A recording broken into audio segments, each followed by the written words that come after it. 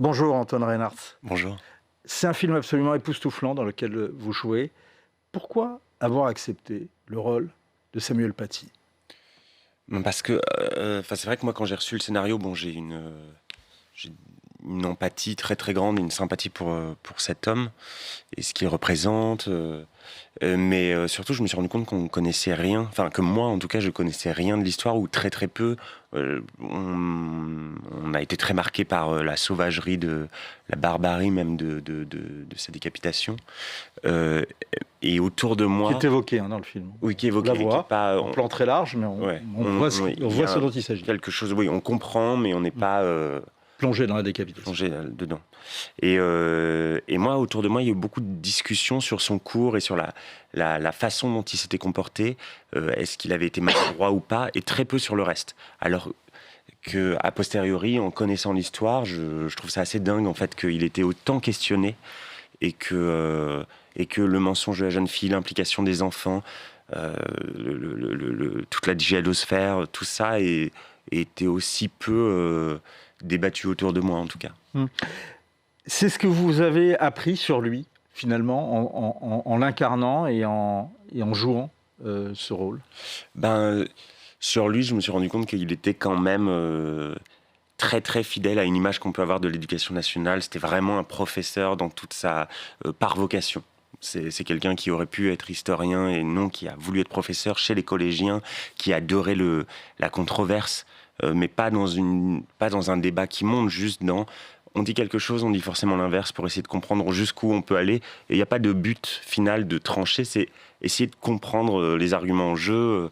Michael Paty, sa sœur que j'ai rencontrée, me parlait de ces soirées familiales, de débats. Enfin, en la rencontrant, du fait qu'il portait toujours une écharpe parce qu'il avait peur d'être aphone en cours.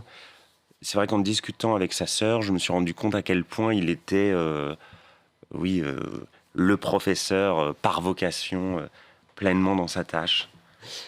Parlons du... Alors, ce qui est intéressant, c'est que non seulement vous avez accepté d'incarner ce rôle, mais j'allais dire, vous l'avez réclamé une fois qu'on vous a envoyé le scénario. C'est-à-dire qu'il y avait, quand je reçois des scénarios, soit je sais que c'est des propositions fermes, ou alors ils hésitent entre 2 ou 3 acteurs. Bon, là, je savais qu'il y avait 2 autres acteurs dont je tairais le nom sur le coup. Ils me disent lis-le et on en parle. Et moi, je l'ai vu dans la nuit. J'ai répondu à 9h. J'ai envoyé des textos de très très enthousiastes. Et du coup, ils n'ont pas envoyé le scénario aux autres. Ce qui m'a permis de... Voilà. Alors parlons du film Anton Reinhardt. Il retrace donc les 11 jours, on le voit à la bande-annonce, qui ont précédé la mort de Samuel Paty, entre le fameux cours sur les caricatures et, j'allais dire, sa fin tragique, et même un peu plus. Oui. Je pense qu'il y avait une envie de ne pas s'arrêter juste à la fin. Il y avait une envie d'un peu de lumière et d'un peu d'explication, de compréhension et de voir vers quoi... d'ouvrir, oui, vers un peu de lumière. Et je sais que le réalisateur, il est parti du témoignage de la fille du faux représentant des imams de France. Cette fille, c'est son vrai témoignage, qui a témoigné auprès de la police et au procès, et qui donne voilà, un endroit de réconciliation. Je pense que il avait à cœur de ne pas finir sur... Donc c'est un témoignage, ce n'est pas un moment de fiction, hein, la fille de Sefrioui qui vient parler et condamner l'acte de son père et vient parler à la police, ça s'est vraiment passé. Et ça s'est vraiment passé. Après, son discours a été raccourci et je ne sais pas quels sont les mots qu'elle a employés au procès et quels sont les mots qu'elle a employés au moment où elle est venue témoigner auprès de la police. C'est l'un des intérêts du film, c'est qu'on connaît finalement le début, le milieu, la fin, et pourtant on apprend énormément de choses, notamment cet épisode, et qui donne un relief très, très particulier à ce film. Vous incarnez vraiment le personnage, et j'allais dire dans votre jeu, et même dans la façon dont le film est construit, qui est très sobre finalement, très factuel, très chronologique, presque, j'allais pas dire un documentaire, mais on prend pas de liberté avec le réel, et ça reste très fort, et on fait ressentir vraiment ce thème qui est le titre du film, qui est l'abandon. C'est-à-dire qu'il se sentait très seul, même s'il a été aidé Il y a énormément de choses. C'est-à-dire, moi, ça me fait penser à, pour un tel drame, il y a forcément beaucoup d'endroits de défaillance et de culpabilité. C'est-à-dire qu'on passe son temps à se dire « Ah, mais s'il n'y avait pas eu ça, s'il n'y avait pas eu ça… » Bon, en fait, pour qu'un tel drame arrive, il faut qu'il y ait tout ça réuni. Comme quand un avion se crache, tous les éléments doivent être réunis. Et… Pardon, j'ai tant de choses à dire. Non, c'est très intéressant. C'est-à-dire que ce qui est très frappant, c'est pour ça qu'il faut aller voir le film, c'est que il remet en cause un certain nombre de certitudes et il met en relief un certain nombre de choses qui ont peut-être été occultées. Par exemple, ce qui remet en cause, c'est qu'on a pensé dans un premier temps, et on a dit quand même, qu'on a imputé une forte responsabilité au rectorat de Versailles, qui était le rectorat de tutelle. Or, c'est beaucoup plus nuancé. C'est beaucoup plus nuancé dans ce film, et notamment le rôle de la principale, en tout cas la principale, en ressort grandi, quoi. Oui, je sais que le ministre de l'Éducation et tout son cabinet ont vu le film et ils avaient un peu peur du titre, l'abandon. Ils avaient peur que ce soit très à charge. Et en fait, non. Enfin, c'est-à-dire que les défaillances qu'ils ont, ils ont apprécié la subtilité et la finesse, enfin la précision des choses. Du coup, les défaillances qui sont montrées, ils les connaissent et ils ont agi dessus, ou pas. À certains endroits, il y a encore des choses à faire, mais en tout cas, c'est précis, donc c'est pas juste une.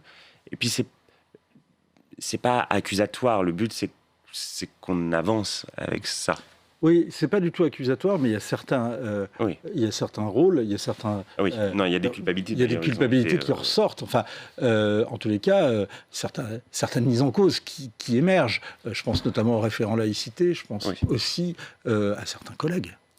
Oui, il y a des collègues effectivement qui n'ont pas su, qui se sont désolidarisés très fortement. Chargés. Oui, complètement. Et après, c'est même ça qui est difficile, c'est-à-dire que par exemple, c'est Frioui. Quand on le joue, quand on le voit à l'écran, c'est un personnage qui est tellement caricatural. C'est quelqu'un qui se fait passer pour un représentant des imams de France et qui intervient. C'est Frioui, effectivement, cet activiste islamiste qui a mis de l'huile sur le feu, qui a monté toute une campagne sur la base du témoignage, on va y revenir, d'une élève et de son père, et qui a été en contact également, enfin, en tous les cas, dont les images ont été vues par le meurtrier. Et c'est quelqu'un qui s'en était déjà pris à l'imam de Drancy auparavant, donc qui lui vit sous protection judiciaire à cause du harcèlement de Sefrioui, de Monsieur Sefrioui. Enfin, et bon, cette personne est condamnée à 15 ans de prison. Donc, mais ce que je veux dire, c'est que quand on le voit, il est tellement caricatural que dans un scénario normal, on se dirait, non, en fait, ce personnage est trop caricatural. Enfin, c'est pas possible. Il traite sa fille de sale juive depuis qu'elle est petite. Enfin, il y a quelque chose de mécréante. Enfin, donc, et en fait, c'est les faits. Je veux dire, il y a des comptes rendus d'enquête, d'audience, de témoignages de procès, et les faits sont pas trop contestés sur cette affaire. Il y a également une mécanique qui est très très bien montrée dans ce film, c'est celle du mensonge. Et en particulier le mensonge de cet élève. Ce qui est fou, c'est aussi s'interroger sur notre incapacité à comprendre, enfin notre incapacité à saisir le mensonge. On est une gamine de 13 ans qui ment parce qu'elle a été virée du collège, c'est basique. Comment ça se fait qu'on ne soit pas capable de le comprendre et comment ça se fait qu'on ne le discerne pas ? Et une autre mécanique qui est très très bien vue et effectivement qui est le corollaire de la pression et que vous jouez à la perfection, c'est celle de la pression qui vient sur les épaules. On sent que le héros essaye de garder son calme, son sang-froid, sa maîtrise, et quand même, on le voit de plus en plus accuser le coup devant la pression dont il est l'objet.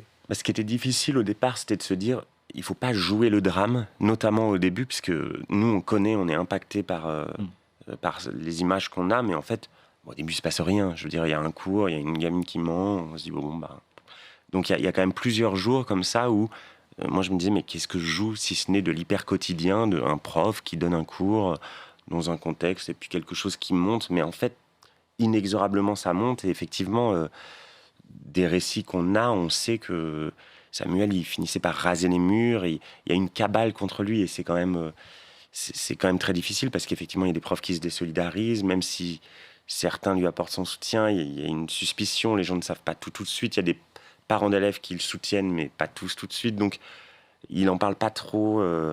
Il est père célibataire, divorcé avec un enfant.